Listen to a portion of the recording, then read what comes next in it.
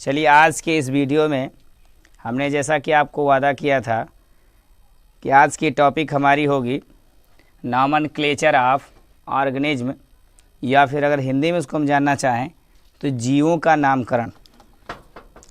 कल हम लोग बायोलॉजी का बेसिक स्ट्रक्चर, बायोलॉजी का नाम कहाँ से आया, उसका क्लासिफिकेशन क्या हुआ, टैक्सोनॉमी हमने पढ़ लिया था। आज की इस वीडियो में हम इस बात पर चर्चा करेंगे कि हमारे वर्ल्ड में जो लिविंग और नॉन लिविंग हैं। हमने आपसे कल बताया था कि अगर हम क्लासरूम या अपने स्कूल का उदाहरण लें तो सबसे पहले बात आती है कि बच्चे विद्यालय में आएंगे, उसके बाद उनकी कैटेगरी अलॉट की जाएगी, कमरा अलॉट किया जाएगा, फिर जब वहाँ जाएंगे तो फिर नामकरण की बात आती है, अर्थात सबके नाम को जानने की या सबके नाम को लिखने की पारी आती है। कुछ ऐसा ही हमारे बायोलॉजी में भी होगा कि जाहिर सी बात है कि जब पहले बायोलॉजी की स्टार्टिंग हुई होगी तो आपको पता है कि ऑल वर्ल्ड में अनेक प्रकार के लोग हैं, अनेक प्रकार की भाषाएं हैं, अनेक कल्चर हैं, तो सब लोग अलग अलग नामों से जानते रहे होंगे हर जीवों को। सब अपनी अपनी भाषा में जीव पौधों को पहचानते रहे होंगे। धीरे धीरे करके जब जीवों और पौधों की चर्चाएं शुरू हुई होंगी तो एक समूह बना होगा। एक छोटे से उदाहरण में अगर आपको हम समझाना चाहें तो आपको पता है कि ऑल वर्ल्ड के अंदर बहुत सारी भाषाएं बोली जाती, बट इस समय English is the international language. English international language क्यों हुआ? क्योंकि ये सबको जोड़ने का काम करती है।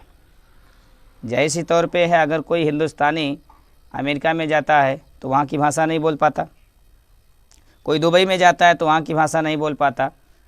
अगर वो अंग्रेज़ी जानता है तो शायद वो कहीं पे भी जाएगा तो वो सामने वाला उसकी बात को समझ जाएगा और वो सामने वाले की बात को समझ जाएगा। इस नाते कहीं ना कहीं आपको बायोलॉजी में भी, अंग्रेजी में भी और केमिस्ट्री में भी इस बात के सबूत मिलते हैं कि अगर हम एक चैनल से जुड़ जाएं सभी लोग तो हम एक दूसरे की भाषा को समझ सकें। जैसे आप केमिस्ट्री में पढ़ते हैं IUPAC, IUPAC का मतलब ये international union for applied chemistry. मतलब इसका ये हुआ कि हम किसी भी यौगिकों का एक ऐसा नाम दे दें कि उस नाम को पूरी दुनिया के लोग जानते हो। ऐसा नहीं है कि कोई अपने एरिया में किसी चीज़ को कुछ कह रहा है, कोई अपने एरिया में कुछ कह रहा है, कोई अपने यहाँ कुछ कह रहा है। जैसे अभी आप कल देखे ही हैं कि यहाँ हम बायो कहते हैं, वहाँ बायोस है, यहाँ हम लॉजी कहते हैं, वहाँ स्टडी है, लोगस है।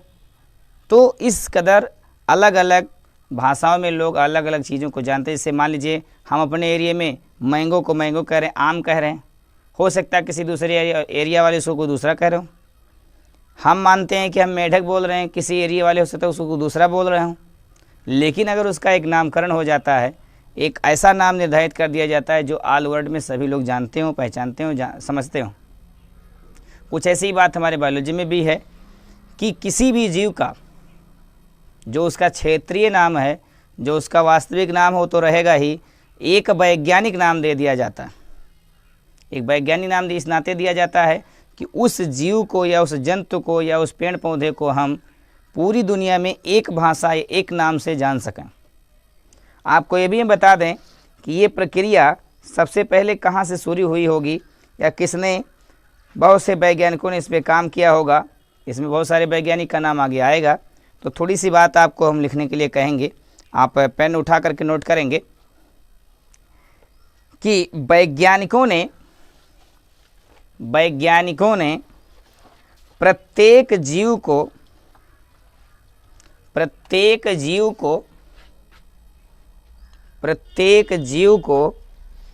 वैज्ञानिक नाम देने की प्रक्रिया अपनाई, जिससे, एक बार पुनः रिपीट करते हुए, वैज्ञानिकों ने प्रत्येक जीवों को वैज्ञानिक नाम देने की प्रक्रिया अपनाई, जिससे वह पूरे विश्व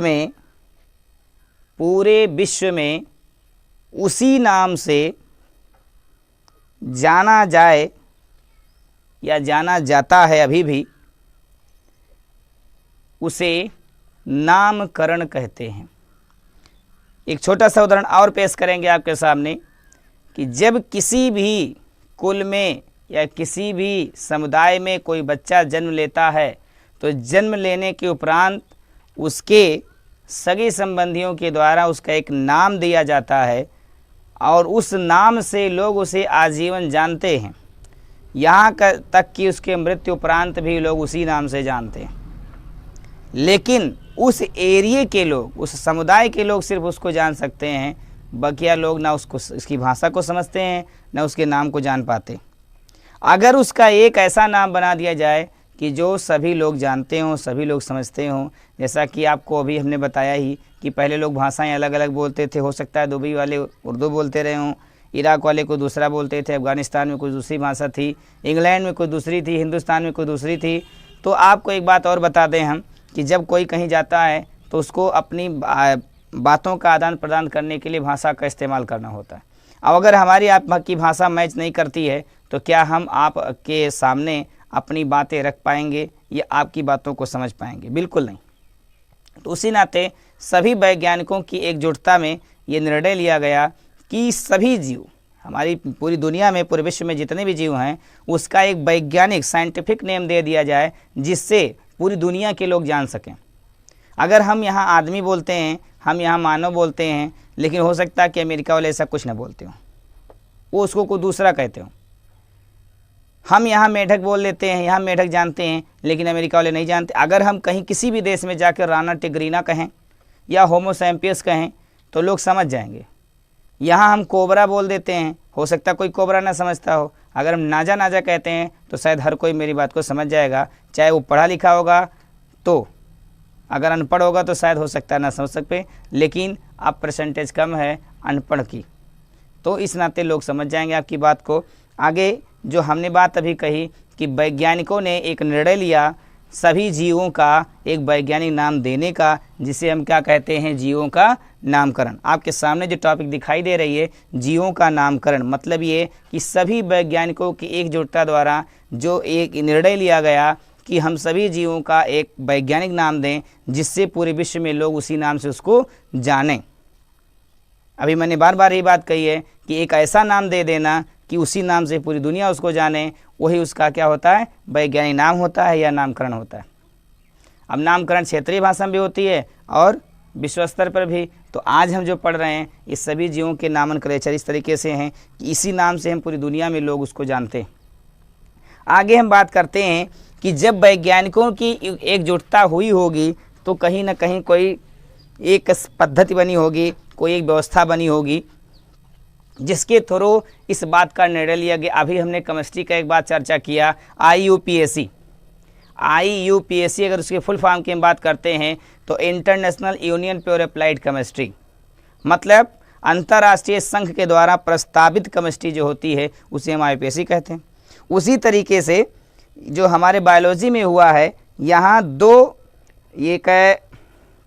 आपको बता दें कि वैज्ञानिकों के द्वारा दो पद्धतियाँ अपनाई गई या हम कह सकते हैं रूल अपनाई गई, जिसके माध्यम से सभी पेड़ पौधों या जीव जंतुओं का नामकरण किया गया। एक है ICBN और एक है ICZN। हो सकता है कि इसके में आपको कुछ अजीब लग रहा हो। अब अभी हमने एक बात पहले कही थी IUPAC, तो ये यहाँ का नहीं है, ये टॉपिक आपकी केमिस्ट्री की है। इसको मैंने आपको उदाहरण तौर पे लिया था, लेकिन यहाँ हमें जो नामकरण पढ़ना है, आपको भी पता है कि हमारी दुनिया दो ही चीज़ों से मिलकर बनी है, या तो लिविंग या तो नॉन लिविंग।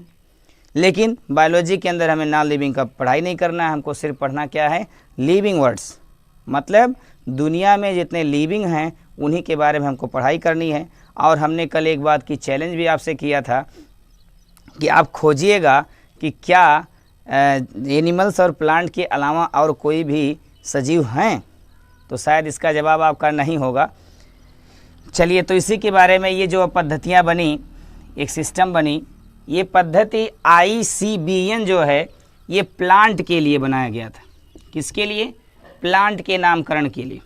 और ICZN जो है ये एनिमल्स के लिए। आपको एक बार पुनः हम रिक्वेस्ट करेंगे कि आप इसे लिख भी चलें, क्योंकि ICBN का फुल फॉर्म आपको जानना बहुत ज़रूरी है। तो आप लिखेंगे I फॉर इंटरनेशनल, पहले एक एक का लिख लेते हैं।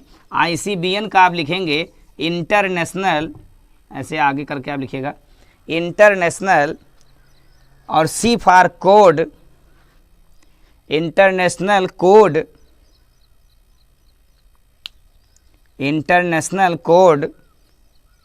और B फॉर आपका होगा, हम लिख भी दे रहे हैं international, C for international code,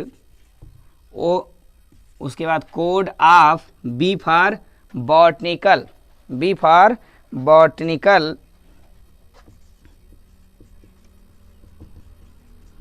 और N for nomenclature,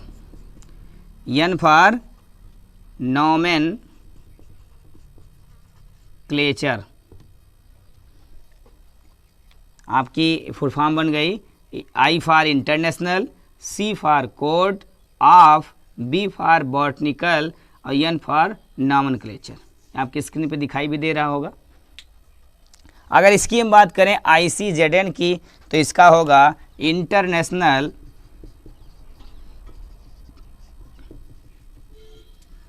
code of, C का वही है। अब आप देख पा रहे होंगे दोनों में सिर्फ एक अक्षर का अंतर है, इसमें B और इसमें Z है।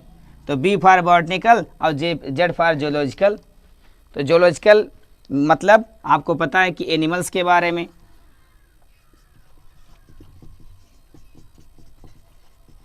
नॉमेनक्लेचर मतलब इसका ये हुआ कि ICBN जो है वो international code of botanical nomenclature, और ICZN जो है ये international code of zoological nomenclature है। आप इस बात को भी समझ गए होंगे कि इस पद्धति का इस्तेमाल प्लांट के नामकरण को करने के लिए किया जाता है, और इस पद्धति का इस्तेमाल किसके लिए किया जाता है? एनिमल्स के नामकरण करने के लिए। ये आपको याद भी होना चाहिए कि ICBN के तहत उस समय वैज्ञानिक नाम पौधों का दिया गया, और ICZN के नाम उस समय इसके माध्यम से एनिमल्स के नामकरण को किया गया।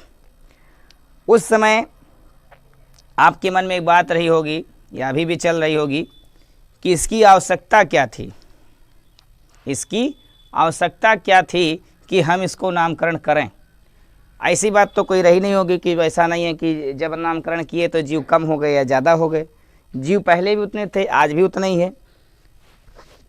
आपके मन में होगा कि सब लोग अपनी अपनी भाषा में जानते तो बढ़िया होता, लेकिन ये गलत है कि आज तो हम जानते हैं कि हम अपनी भाषा में हमको पढ़ना अच्छा लगता है। यदि कोई बच्चा उर्दू भाषा का जानकार है तो उसको मन में जिज्ञासा होती है कि हम सारी किताबें उर्दू में पढ़ें। कोई हिंदी का जानकार हिंदी में चाहता है, अंग्रेजी का है तो अंग्रेजी में चाहता है। लेकिन आपको ध्यान होना चाहिए कि अगर हमें सब की भाषाओं को समझना है, आदान प्रदान करना है, तो हमें सबके बारे में जानकारी रखनी होगी। कुछ इसी तरीके से आपको पता है कि सभी जीव बहुत सारे थे, कोई कहीं रहा होगा, कोई किसी एरिया में रहा होगा। नामकरण की आवश्यकता हमें किस नाते पड़ी? सबसे पहली बात तो हमें यह है कि किसी भी नवीन खोज की जीवधारी व्याख्या करना सरल होता है।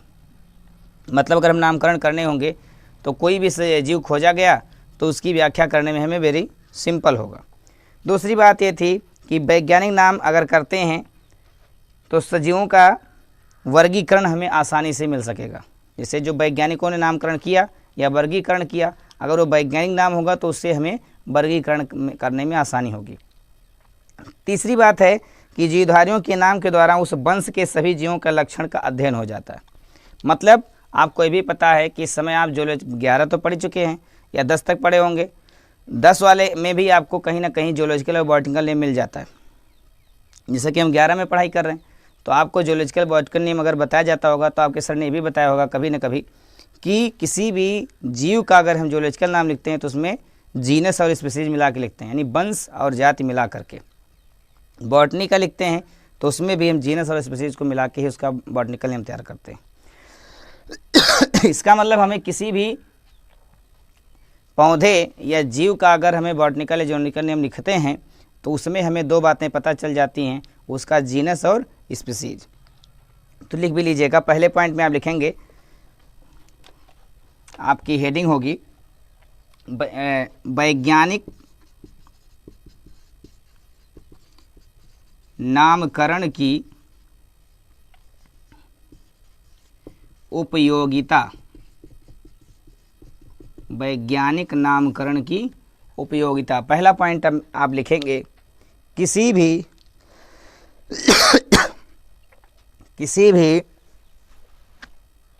नवीन खोज की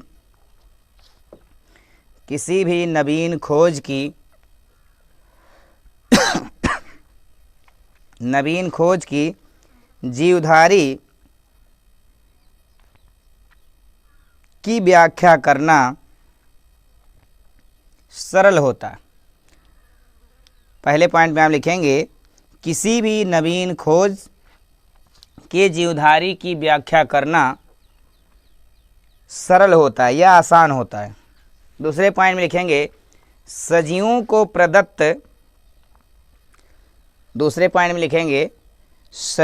को प्रदत्त वैज्ञानिक नाम वर्गीकरण में सहायक होते हैं। सजीवों को प्रदत्त का मतलब प्रदान किया हुआ, प्रदत्त वैज्ञानिक नाम वर्गीकरण में सहायक होते हैं। तीसरे पॉइंट में आप लिखेंगे, एक जीवधारी के वैज्ञानिक नाम के द्वारा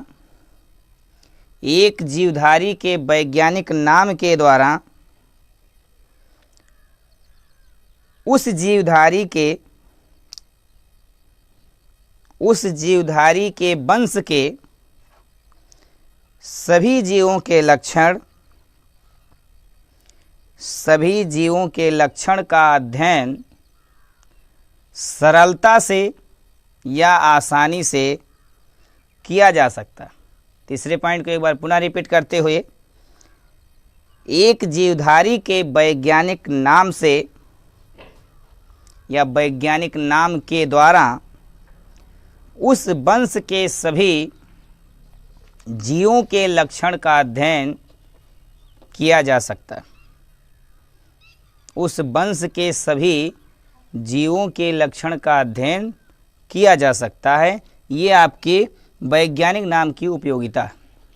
वैज्ञानिक नाम की आवश्यकता क्या है, और भी बहुत से पॉइंट्स हैं, और सबसे मेन उपयोगिता तो ये है कि हम यदि वैज्ञानिक नाम जानेंगे तो पूरी दुनिया में के लोग उसी नाम से, मैंने अभी भी आपको बताया कि हम आदमी बोल रहे हैं या इंसान कह रहे हैं किसी को, तो हो सकता है कि दुनिया के किसी कोने का व्यक्ति इंसान शब्द ना समझता हो, आदमी शब्द ना समझता हो, लेकिन अगर होमो सैपियंस की हम बात करेंगे तो वो सब कोई जानेंगे।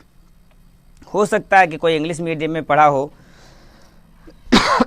वो इंसान नहीं जानता, ह्यूमन भी हो सकता है ना जान पाए, क्योंकि हर देश की इंग्लिश भी अलग अलग होती है, तो होमो सैपियंस उसको ज़रूर जानकारी होगी।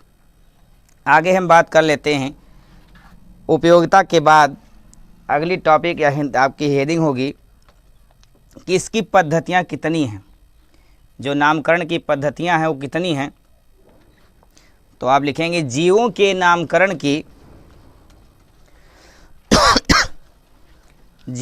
नामकरण की प्रमुख 3 पद्धतियाँ प्रचलन में आती हैं। जीवों के नामकरण की प्रमुख 3 पद्धतियाँ प्रचलन में आती हैं। पहला है एक नाम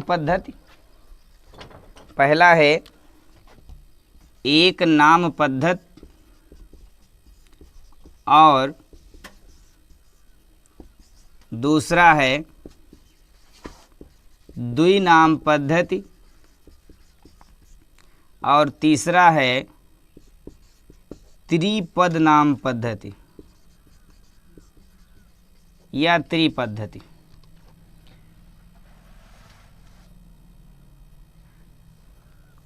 यदि आप अंग्रेजी लाइक करते हैं तो यहाँ लिखेंगे 1 नॉमेनक्लेचर सिस्टम, और इसमें लिखेंगे फिर इसकी भी अंग्रेजी होगी। तो एक नाम पद्धति का होगा 1 नॉमेनक्लेचर सिस्टम, इसका होगा 2 nomenclature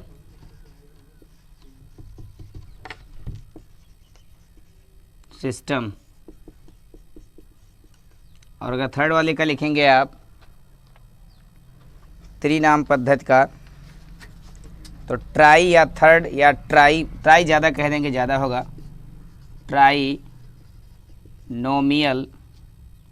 trinomial nomenclature system, nomenclature system. जैसे कि आईपीएससी में भी आप पढ़े रहे होंगे कि उसमें भी लगभग 3 पद्धतियाँ पढ़ी जाती हैं, 3 नहीं तो 2 तो एकदम कन्फर्म है।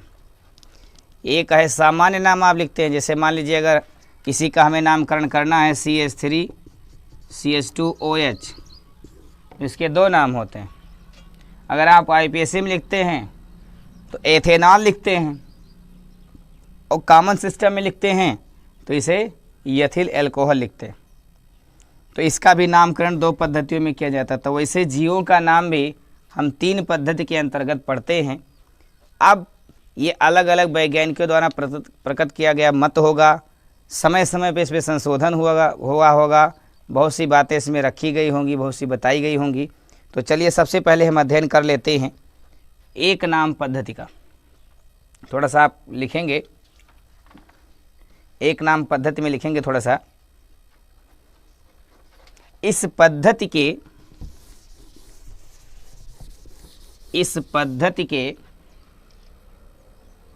अंतर्गत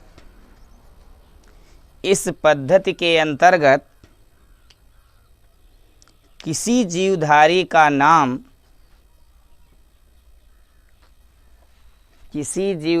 का नाम एक शब्द में प्रयोग किया जाता है। मतलब यह है कि एक नाम पद्धति के अनुरूप वैज्ञानिकों का मत ये था कि किसी भी जीवधारी में सब लोग आ गए, पेड़ पौधे में भी आ गए, सजीव जगत में, तो सबका नाम इन्होंने बताया कि एक पद में होना चाहिए। जैसे उसमें 2 ना हो, जैसे होमो एंड सैम्पियस हम 2 जानते हैं, लेकिन एक होना चाहिए। इस पद्धति के अनुसार ये बताया गया था कि किसी का नाम एक शब्द का होना चाहिए, ना कि उसमें अन्य शब्दों को जोड़ा गया। और शब्द तो आप जानते ही हैं, वर्णों के समूह को शब्द कहते हैं। जैसे मान लीजिए कई वर्ड उसमें मिल गए तो उससे बना जो होगा वो ग्रुप, वो आपका कहलाएगा समूह। चलिए हम बात कर लेते हैं कि इसमें नामकरण अगर किया गया होगा तो फिर इसमें गड़बड़ी क्या थी, इसमें कमी क्या थी। कमी ये थी कि इसके बाद के जो वैज्ञानिकों का मत था वो इससे भिन्न था। इससे वो सर्टिफाइड नहीं थे कि किसी भी जीवधारी का नाम एक शब्द में लिखा जाए। जब इस सिस्टम पर सही ढंग से नामकरण नहीं किया जा सका, उसके जस्ट बाद द्विनाम पद्धति लागू हुई, जैसा कि अभी हमने आपके सामने लिखा ही था। तो अगली हेडिंग आप डालेंगे द्विनाम पद्धति, जिसे हम अंग्रेजी में कहते हैं 2 नॉमेनक्लेचर सिस्टम। और थोड़ा सा लिखेंगे भी आप, क्योंकि एक नाम पद्धति बहुत प्रचलन नहीं हो सकी, वो जैसे शुरुआत हुआ उसके जस्ट बाद ही ये बहुत दिन तक नहीं चल सका। द्विनाम पद्धति काफ़ी मशहूर और पॉपुलर भी हुई। तो आप डैश करके लिखेंगे सर्वप्रथम नामकरण की द्वि पद्धति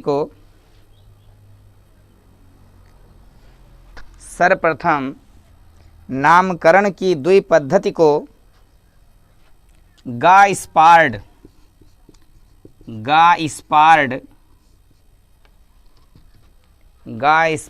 ओहिन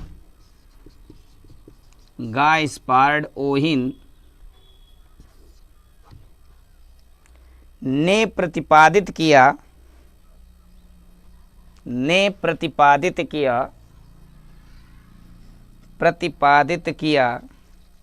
परंतु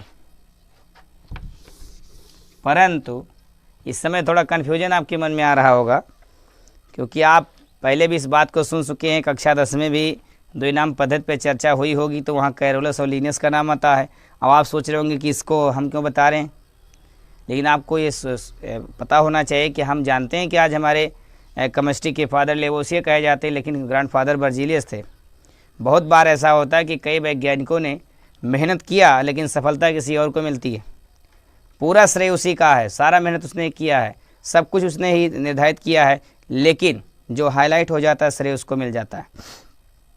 तो आप लिखिए, परंतु इसका श्रेय कैरोलस लीनियस को जाता है।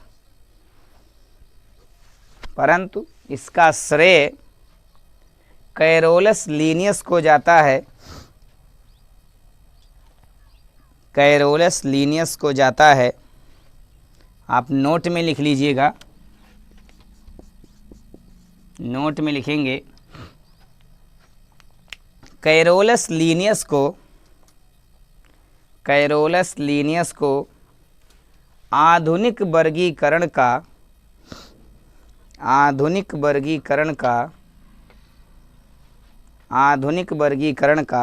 पिता भी कहा जाता है।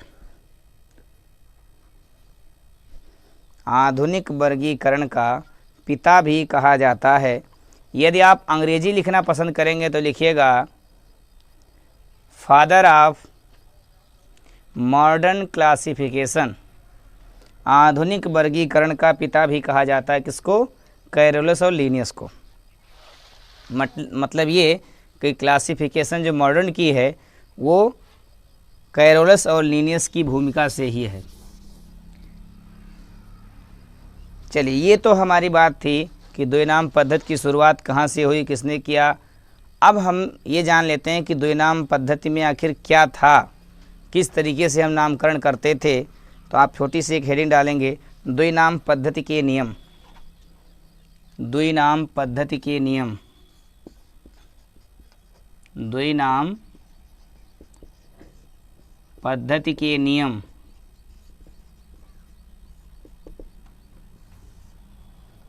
Rules of two nomenclature system. Rules of two nomenclature system. Point wise लिख लेते हैं हम। पहला पॉइंट आप लिखेंगे,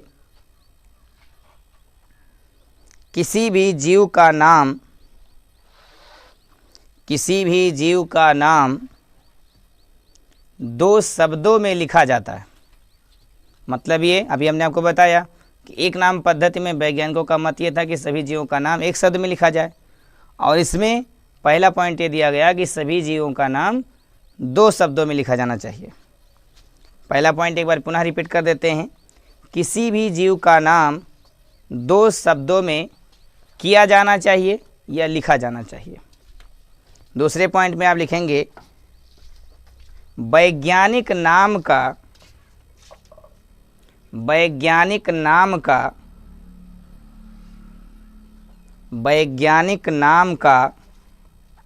प्रथम शब्द उसके वंश को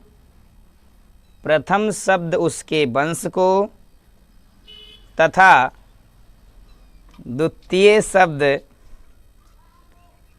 उसके जाति को इंगित करता है। उसके जाति को इंगित करता है। एक बार पुनः रिपीट कर देते हैं, किसी जीव के या जीव का वैज्ञानिक नाम में प्रथम शब्द उसके वंश को तथा द्वितीय शब्द उसकी जाति को इंगित करता है। जैसे इंसान का नाम होमो सैम्पियस है, तो होमो क्या है और सैम्पियस का है। हमने आपको कहा था एक जीनस है और एक स्पीसीज है, तो हमारा जीनस है होमो और स्पीसीज है सैम्पियस। मतलब वंश होमो और जाति क्या है? सैम्पियस। तो आजकल जो नाम लिखे जाते हैं वो इसी पद्धति पर आधारित हैं। इस नाते इसका नियम आपको याद भी होना चाहिए और लिखा भी होना चाहिए। आप दो रूल लिख चुके हैं, तीसरे रूल में लिखेंगे, वंश के नाम का प्रथम अक्षर वंश के नाम का प्रथम अक्षर कैपिटल लेटर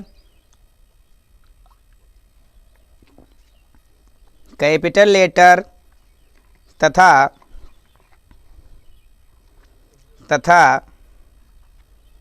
जाति का प्रथम अक्षर स्मॉल लेटर में लिखा जाना चाहिए। एक बार फिर से सुनिए, वंश के नाम का प्रथम अक्षर कैपिटल लेटर तथा जाति का प्रथम अक्षर स्मॉल लेटर में होना चाहिए। मतलब ये कि अगर हम अपना नाम लिख रहे हैं होमो सैम्पियस, तो होमो का जो फर्स्ट शब्द होगा यच, वो कैपिटल होना चाहिए, और सैम्पियस का पहला अक्षर जो यस है वो स्मॉल होना चाहिए। चौथा रूल आप लिखेंगे, हस्तलिखित वैज्ञानिक नाम हमेशा रेखांकित होना चाहिए। हस्तलिखित वैज्ञानिक नाम हमेशा रेखांकित होना चाहिए तथा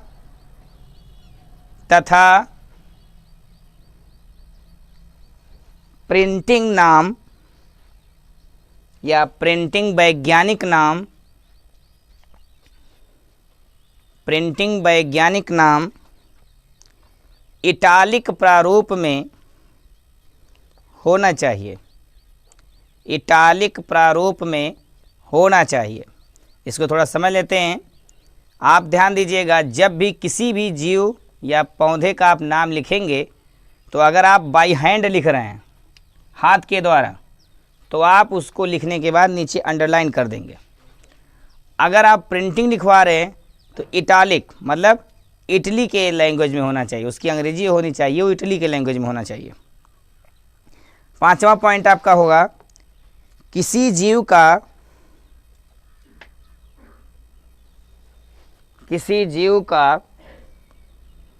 प्रथम बार दिया गया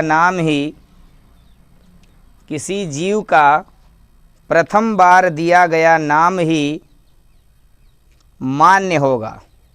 मतलब पहली बार जो नाम दिया गया वही उसका नाम मान्य होगा हमेशा के लिए। इस द्वि नाम पद्धति में इस बात की पुष्टि की गई। अगले पॉइंट में आप लिखेंगे, छठा पॉइंट, नाम हमेशा, वैज्ञानिक नाम या नाम हमेशा लैटिन भाषा में होना चाहिए। लैटिन भाषा में होना चाहिए। छठा पॉइंट हो गया। सातवें में हम लिख लेते हैं, वैज्ञानिक नाम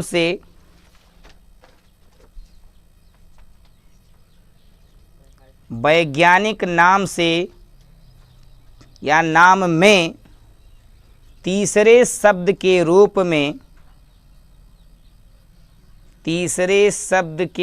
में वैज्ञानिक स्वेच्छानुसार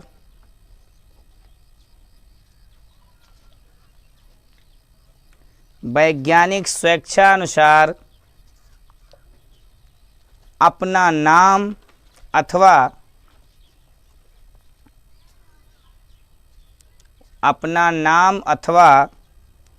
उसके उत्पत्ति स्थल को लिख सकते हैं। अर्थात ये कि इस पद्धति यानी इस रूल में ये कहा गया, जो रूल अभी हमने आपको बताया, ये इस पद्धति का ये रूल था कि जैसे मान लीजिए कोई जीव है, तो उसमें आपको हमने कहा है कि उसमें दो बातें होना अनिवार्य हैं, एक उसका जीनस और एक उसका स्पीसीज। लेकिन इसमें इस बात की इजाज़त दी गई या छोड़ दिया गया कि यदि कोई वैज्ञानिक चाहता, मतलब जो उसका नामकरण खोजा हो या उस जीव की खोज की हो, अगर वो चाह रहा है स्वेच्छा से, तो तीसरे शब्द में वो अपना नाम लिख दे या फिर उसकी उत्पत्ति स्थल, मतलब जहाँ से वो मिला है, वो जीव जहाँ से उत्पत्ति उसकी है, उसका नाम ऐड कर दे या फिर अपना नाम तीसरे शब्द के रूप में। यानी जीनस और स्पीसीज के बाद यदि कोई वैज्ञानिक चाहता है तो अपना नाम या फिर उसके उत्पत्ति स्थल को जोड़ सकता है। इस पद्धति के अंतर्गत छूट दी गई। अगला पॉइंट आपका होगा, 8वां पॉइंट शायद है, नामकरण की यह पद्धति, नामकरण की यह पद्धति वर्तमान में विलुप्त जातियों पर लागू नहीं होती। मतलब ये जो पद्धति है ये आज विलुप्त जातियां, मतलब जो जीव या पौधे विलुप्त हो चुके हैं उन पर ये लागू नहीं होता। दो नाम पद्धति भी आप समझ गए कि द्वि नाम पद्धति के अंतर्गत जीवों का नामकरण किस तरीके से किया जाना चाहिए, कौन कौन से निर्देश हैं, इसको आपने जान लिया। आगे फिर हम नाम लिखेंगे। तो अभी आपको रूल समझ लिया आपने, द्विनाम पद्धति क्या है, किसने प्रतिपादित किया, ये सारी बातें हमने जान लिया। अब आइए हम चर्चा करते हैं त्रिनाम पद्धति पर, त्रिनाम पद्धति पर या त्रिपद नाम पद्धति, त्रिपद नाम पद्धति। यदि आप अंग्रेजी लाइक करते हैं तो आप लिखेंगे ट्राइनोमियल नॉमेनक्लेचर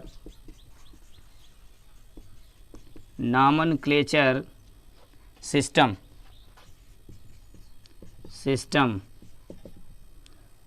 चलिए अब हम चर्चा कर लेते हैं कि त्रिपद नाम पद्धति क्या है। द्विनाम पद्धति पर चर्चा हमारी हो भी गई, उम्मीद करते हैं आपको समझ में भी आया होगा। तो त्रिनाम पद्धति में डैश करके थोड़ा सा लिख लेते हैं। नामकरण के इस पद्धति का प्रतिपादन, नामकरण के इस पद्धति का प्रतिपादन स्ट्रीलैंड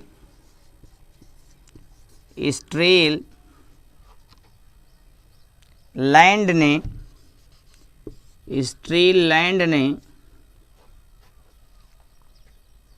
किया था, स्ट्रीलैंड ने किया था।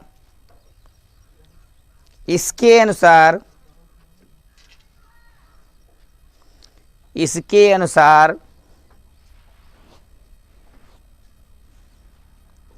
अनुसार किसी भी जीवधारी का वैज्ञानिक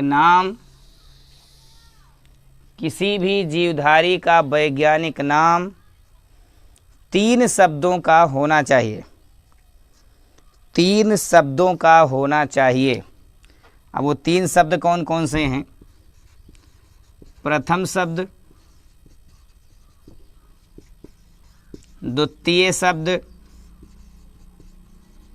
और तृतीय शब्द। अभी तक एक पद नाम में हम जाने कि किसी भी जीवधारी का नाम एक पद में लिखा जाना चाहिए, तो चल नहीं सका। द्विनाम पद्धति में हमने जाना कि किसी भी जीवधारी का वैज्ञानिक नाम 2 पदों में लिखा जाना चाहिए, जिसका पहला पद होगा जीनस और दूसरा होगा स्पीसीज, अर्थात एक होगा वंश और दूसरा होगा जाति। अब इस त्रिनाम पद्धति में स्ट्रीलैंड ने क्या जोड़ दिया, वही मुझे जानना है। इन्होंने ऐसा क्या परिवर्तन कर दिया कि 2 की बजाय 3 हो गया? तो चलिए हम जान लेते हैं। इन्होंने भी वही बात कही जो द्विनाम पद्धति में कहा गया था, बस थोड़ा सा इन्होंने एक्स्ट्रा कर दिया। पहला इन्होंने कहा कि पहले वंश लिखा जाना चाहिए, तो आप जानते हैं कि द्विनाम पद्धति में पहले वंश लिखा जाता है। फिर उन्होंने कहा द्वितीय में जाति लिखा जाना चाहिए, तो इसको भी आप पढ़ चुके हैं। तीसरा इन्होंने एक शब्द जोड़ दिया, उपजाति। तीसरा इन्होंने जोड़ दिया उपजाति। अंग्रेजी में अगर आप पसंद कर रहे हैं तो अंग्रेजी में मैं इसका लिख दूँ, वंश की अंग्रेजी होती है जीनस और जाति की होती है स्पीसीज और उपजाति की होती है सब स्पीसीज।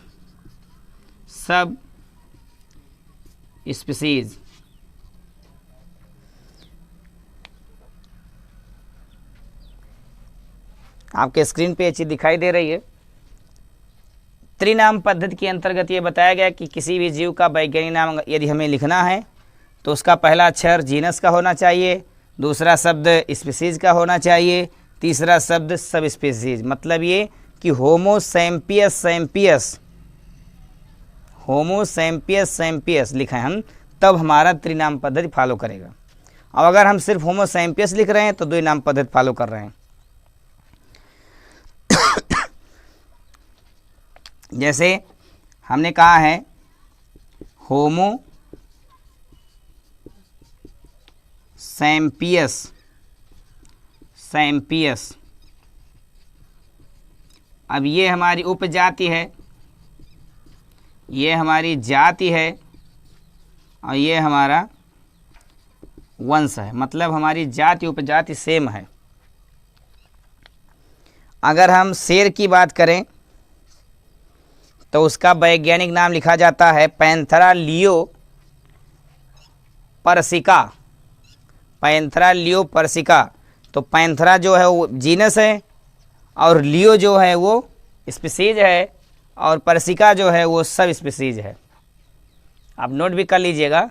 एक तो ये ह्यूमन बॉडी वाला हमने बताया कि होमो सैम्पियस, सैम्पियस जिसमें होमो वंश है, सैम्पियस जाति है और सैम्पियस उपजाति है। तो हमारे यहाँ तो मतलब दोनों सेम है, जाति उपजाति हम लोगों की सेम है। लेकिन अगर हम शेर वाले की बात करें, शेर का अगर वैज्ञानिक नाम होगा तो वैज्ञानिक नाम उसका लिखा जाता है Panthera leo persica, Panthera leo persica. मतलब पैंथेरा उसका वंश है और स्पीसीज उसकी लियो है और सब स्पीसीज उसका पर्सिका है। ये चीज़ भी हम लोग जान लिए। अब जैसा कि हमने आपको कल वादा भी किया था कि नामकरण पर हम चर्चा करेंगे, तो नामकरण की 3 पद्धतियां भी आज हमने बताई और बाई स्टेप हम लोगों ने तीनों स्टेप पढ़ भी लिया। तीनों पद्धतियों को हमने बाई स्टेप पढ़ लिया। पहली पद्धति एक नाम पद्धति, दूसरा द्वि नाम पद्धति, तीसरा त्रिनाम पद्धति। अब आप सोच रहे होंगे कि सिर्फ हम चर्चा ही कर रहे हैं एक नाम पद्धति पर, द्वि नाम पद्धति पर और त्रिनाम पद्धति पर। तो जो एक नाम, द्वि नाम, त्रिनाम पद्धति में हमको निर्देश दिए गए उसके अकॉर्डिंग मैंने आपको बता दिया कि एक नाम पद्धति के अनुसार हम नाम कैसा लिखेंगे, द्वि नाम पद्धति के अनुसार हम नाम कैसा लिखेंगे, फिर त्रिनाम पद्धति में हम नाम कैसा लिखेंगे। अब आगे के स्टेप में हम, चलिए इसको मिटा देते हैं। आगे के स्टेप की शुरुआत जब भी हम करते हैं तो हमें बात आती है वर्ग की, संवर्ग की। किसकी? वर्ग की, संवर्ग की, जिसे हम अंग्रेजी में कहते हैं टैक्सोनॉमिक, टैक्सोनॉमिक, टैक्सोनॉमिक कैटेगरीज।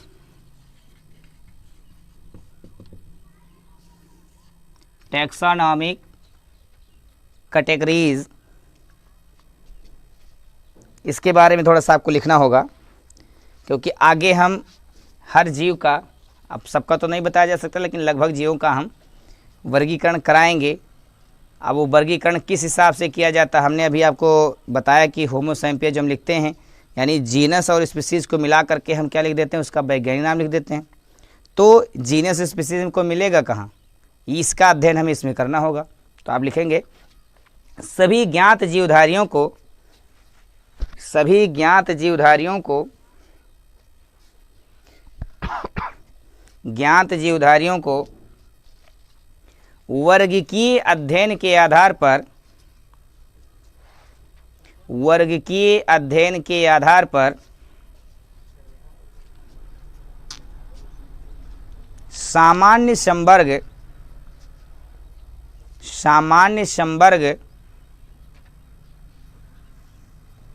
का विकास हुआ, का विकास हुआ जो निम्नलिखित हैं। मतलब ये कि वैज्ञानिक विश्लेषण के आधार पर कुछ पॉइंट निर्धारित किए कि जिसके माध्यम से हम किसी भी जीव के बारे में संपूर्ण जानकारी ले सकते हैं, संपूर्ण जानकारी ले सकते हैं। अब वो पॉइंट कौन कौन से? पहला था संघ, पहला था जगत, दूसरा था संघ,